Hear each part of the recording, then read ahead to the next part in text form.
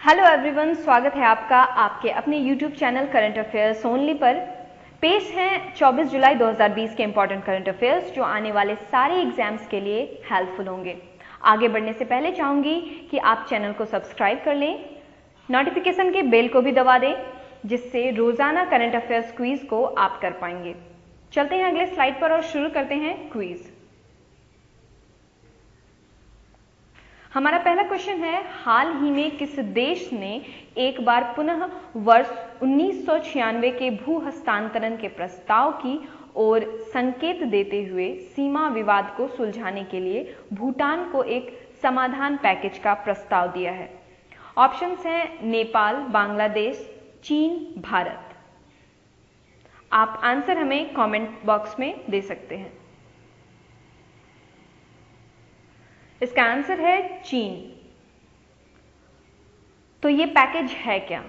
तो चाइना ने इस समाधान पैकेज में विवादित पश्चिमी क्षेत्र यानी डोकलाम सहित जो क्षेत्र हैं, इसके बदले में उत्तर में स्थित जो विवादित क्षेत्र हैं वो भूटान को देने का प्रस्ताव किया है। अगला क्वेश्चन है हमारा, विश्व डोपिंग रोधी एजेंसी वाडा ने देश की राष्ट्रीय डोप परीक्षण प्रयोगशाला NDTL के निलंबन को कितने और महीने के लिए बढ़ा दिया है? ऑप्शंस हैं 10 महीने, 6 महीने, 8 महीने या 3 महीने। इसके आंसर हैं 6 महीने। तो वाडा ने देश की राष्ट्रीय डोप परीक्षण प्रयोगशाला यानी NDTL के निलंबन को 6 महीने के लिए बढ़ा दिया है। हमारा अगला क्वेश्चन है, प्रसिद्ध बॉलीवुड अभिनेता सोनू सूद ने श्रमिकों को मदद के लिए निम्न में से किस ऐप को लॉन्च किया है? ऑप्शंस हैं प्रवासी रोजगार ऐप, हमसफर रोजगार ऐप, साथी रोजगार ऐप या सोच रोजगार ऐप। आंसर आप हमें कमेंट बॉक्स में दें। इस क्वेश्चन का आंसर है प्रवासी रोजगार ऐप। अब इस मेन क्वेश्चन से और कितने क्वेश्चंस निकल सकते हैं? तो सोनू सूद आप जान रहे हैं कि ये एक अभिनेता हैं और प्रवासी रोजगार ऐप जो लॉन्च हुआ, क्यों लॉन्च हुआ? तो ये प्रवासी मजदूरों को देश भर में विभिन्न क्षेत्रों में रोजगार के अवसरों का पता लगे, इसके लिए ये मदद के लिए ये प्रवासी रोजगार ऐप शुरू की गई है। आपको याद हो कि महाराष्ट्र के शहरों से यूपी, बिहार और कई दूसरे राज्यों के प्रवासी मजदूर जो वहां फंसे हुए थे कोविड-19 के समय, इन जगहों से गृह नगरों तक पहुंचाने के लिए खास बसों का इंतजाम किया था बॉलीवुड अभिनेता सोनू सूद ने। चलते हैं हम अगले क्वेश्चन की ओर। हमारा अगला क्वेश्चन है, अमेरिका ने किस देश को ह्यूस्टन में अपना वाणिज्य दूतावास बंद करने का आदेश दिया है? ऑप्शंस हैं नेपाल, पाकिस्तान, चीन, रूस। आंसर है चीन। इससे दोनों देशों के रिलेशन भी खराब हो रहे हैं। हमारा अगला क्वेश्चन है, हाल ही में किस राज्य सरकार ने वेस्ट टू एनर्जी नाम से एक पहल की शुरुआत की है?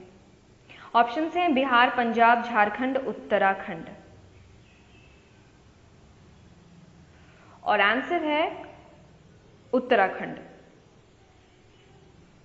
और भी चीजें जान लें इससे रिलेटेड कि ये जो उत्तराखंड सरकार द्वारा पहल की शुरुआत की गई है वेस्ट टू एनर्जी, इसमें राज्य सरकार राज्य में उत्पन्न अपशिष्ट को बिजली में परिवर्तित करने का काम करेंगी। साथ ही जो वर्तमान राज्य से आंकड़े आए हैं उसके हिसाब से उत्तराखंड में प्रतिदिन 900 टन अपशिष्ट पैदा होते हैं। उत्तराखंड सरकार द्वारा आंकड़े जारी किए गए हैं कि उत्तराखंड में प्रतिदिन 900 टन अपशिष्ट पैदा होते हैं और उत्तराखंड पर्यावरण संरक्षण और प्रदूषण नियंत्रण बोर्ड यानी UEPPCB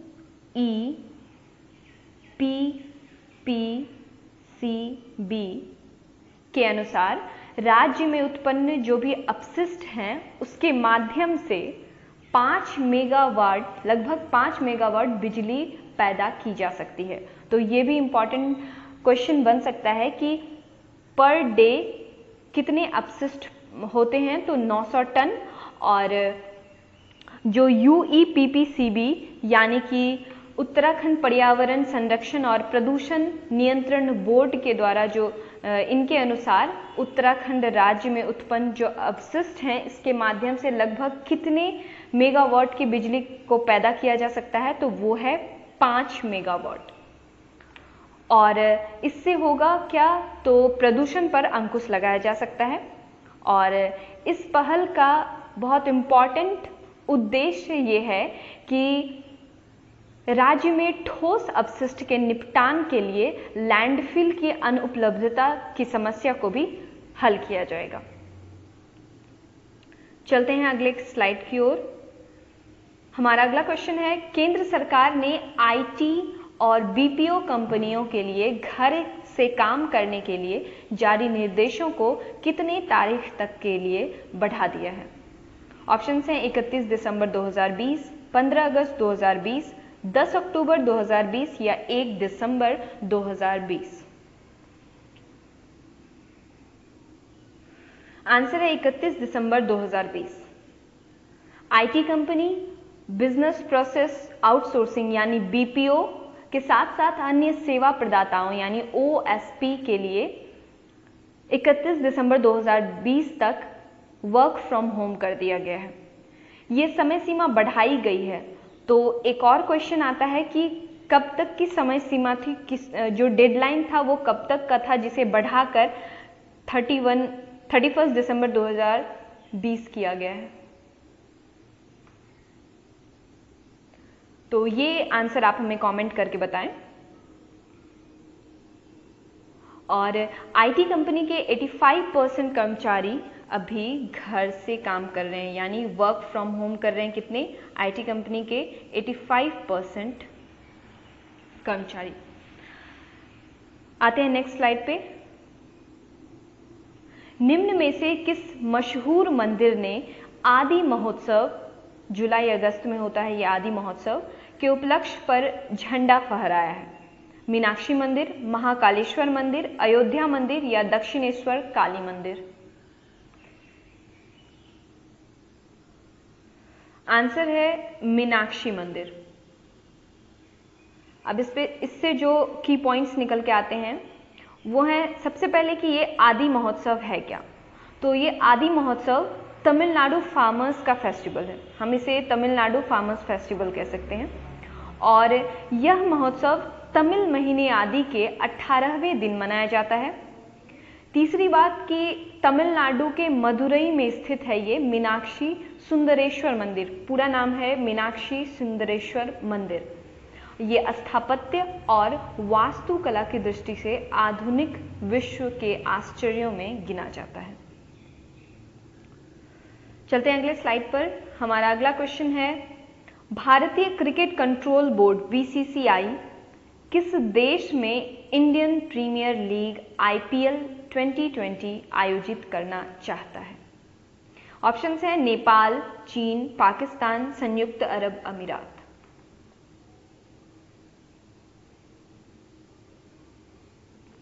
आंसर है संयुक्त अरब अमीरात। एशिया कप और T20 वर्ल्ड कप ये भी इस साल होना था, जो कोरोना महामारी के कारण रद्द हो गया। T20 वर्ल्ड कप अक्टूबर नवंबर में ऑस्ट्रेलिया में होना था, ये भी रद्द हो गया। इंडियन प्रीमियर लीग यानी IPL का ये 13वां संस्करण होगा। 13वां संस्करण।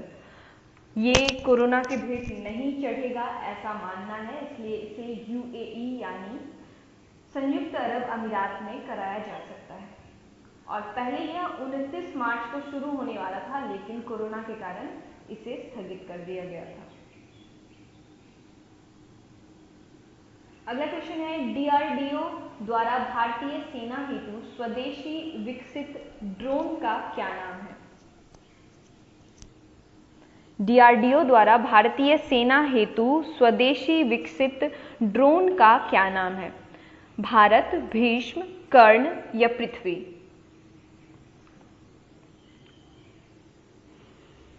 आंसर है भारत। यह स्वदेशी ड्रोन आखिर कहाँ से निगरानी कर रहा है, कहाँ पे इसे स्थापित किया गया है? तो यह स्वदेशी ड्रोन पूर्वी लद्दाख के वास्तविक नियंत्रण रेखा जो LAC है उसके ऊंचाई वाले क्षेत्रों और पहाड़ी इलाकों में जो क्षेत्र हैं वहां से सटीक निगरानी रखेगी। और ये भारतीय ड्रोन, जो ये भारत ड्रोन है, इसे इंडियन आर्मी को सौंपा गया है। ये अभी इंडियन आर्मी के पास है और DRDO के चंडीगढ़ स्थित प्रयोगशाला में इसे तैयार किया गया है। विश्व के सबसे हल्के निगरानी ड्रोन के रूप में भारत ड्रोन को सूचीबद्ध भी किया गया है। अगला क्वेश्चन है हमारा, उड़ीसा सरकार ने किस लोकप्रिय लोकगीत के नाम पर संबलपुर जिले के बिलुंग गांव का नाम बदल दिया है? ऑप्शंस हैं रंगवती, गीता गोविंदा, राहुल सचदेवा या गोविंद प्रभाकर।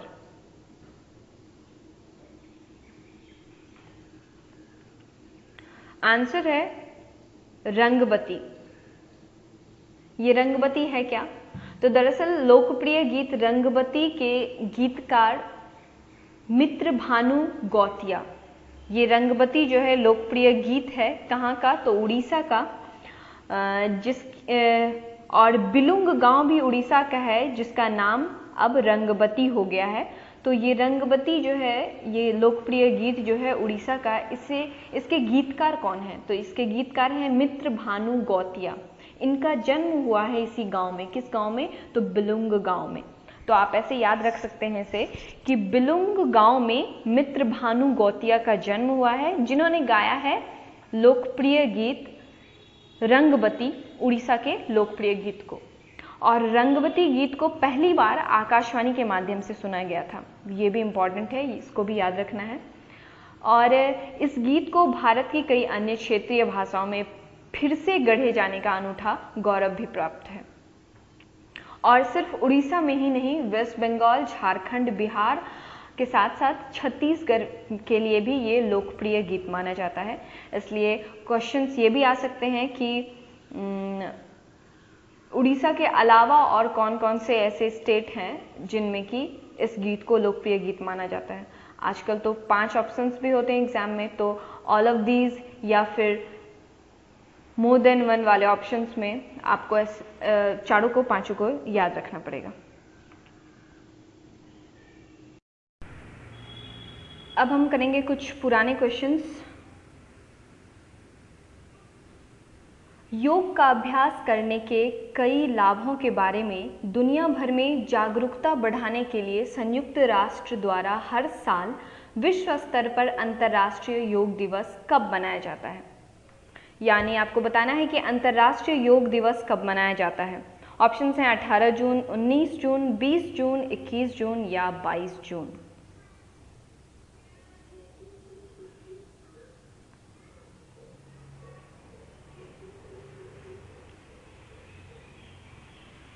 आंसर है 21 जून।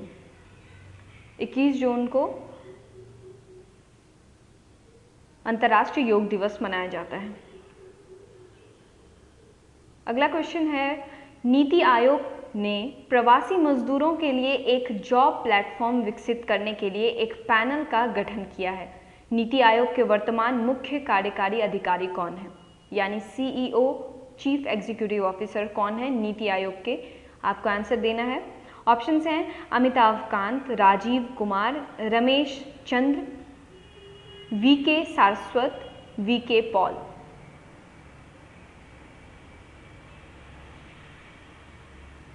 आंसर है अमिताभ कांत। इन्होंने एक पैनल डेवलप किया है, job platform for migrant labourers, यानी प्रवासी मजदूरों के लिए एक जॉब प्लेटफॉर्म विकसित किया है। अगला क्वेश्चन, विश्व हाइड्रोग्राफी दिवस 2020 का विषय क्या था? विश्व हाइड्रोग्राफी दिवस 2020 का विषय क्या था?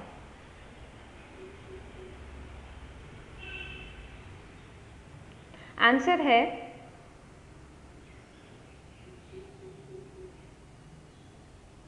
Hydrography enabling autonomous technologies. इस क्वेश्चन से एक और क्वेश्चन निकल के आ रहा है कि विश्व हाइड्रोग्राफी दिवस कब मनाया जाता है? विश्व हाइड्रोग्राफी दिवस कब मनाया जाता है? इसके आंसर्स आप कमेंट बॉक्स में दें और जिनके भी आंसर्स सही होंगे मैं अगले वीडियो में उन सब का नाम लूँगी, इसलिए ज़रूर से ज़रूर विश्व हाइड्रोग्राफी दिवस कब मनाया जाता है इसके आंसर्स आप कमेंट बॉक्स में दें। अगला क्वेश्चन है वर्ष 2020 के अंतर्राष्ट्रीय योग दिवस का विषय क्या है? ऑप्शंस हैं yoga with gurus, yoga for health, yoga at home, yoga for peace, yoga for health या योगा टू एंड कोविड-19।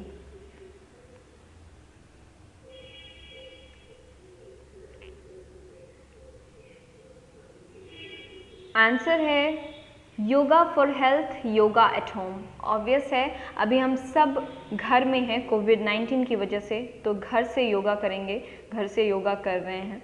कुछ इससे रिलेटेड है, याद करने के लिए आप ऐसे कोरिलेट कर सकते हैं। तो yoga for health, yoga at home ये थीम है इस बार के अंतर्राष्ट्रीय योग दिवस का। हमारा नेक्स्ट और इस सेशन का लास्ट क्वेश्चन कि विश्व स्तर पर किस दिन को international day of the celebration of the solstice यानी संक्रांति के जश्न का अंतर्राष्ट्रीय दिवस मनाया जाता है? कब? 18 मार्च, 19 अप्रैल, 20 मई, 21 जून या 22 जुलाई?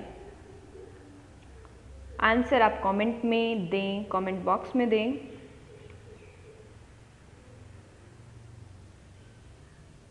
इस क्वेश्चन का आंसर है 21 जून, यानी इंटरनेशनल योगा डे भी हम 21 जून को मनाते हैं और संक्रांति के जश्न का अंतर्राष्ट्रीय दिवस भी हम 21 जून को मनाते हैं। तो 21 जून को 2 दिवस मनाते हैं। यहाँ से आप इसको बहुत अच्छे से याद कर लें, जिससे ये किसी भी एग्जाम के क्वेश्चंस में आए तो आप इसे सॉल्व कर लें।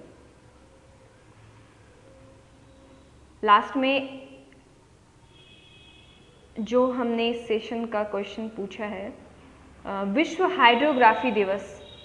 हाइड्रोग्राफी दिवस कब मनाया जाता है, ये सब हमें कमेंट करके ज़रूर बताएं। जिनका क्वेश्चन सही होगा, जिनका आंसर सही होगा, उनके नाम को हम अगले वीडियो में लेंगे। क्वेश्चन है हमारा, विश्व हाइड्रोग्राफी दिवस कब मनाया जाता है?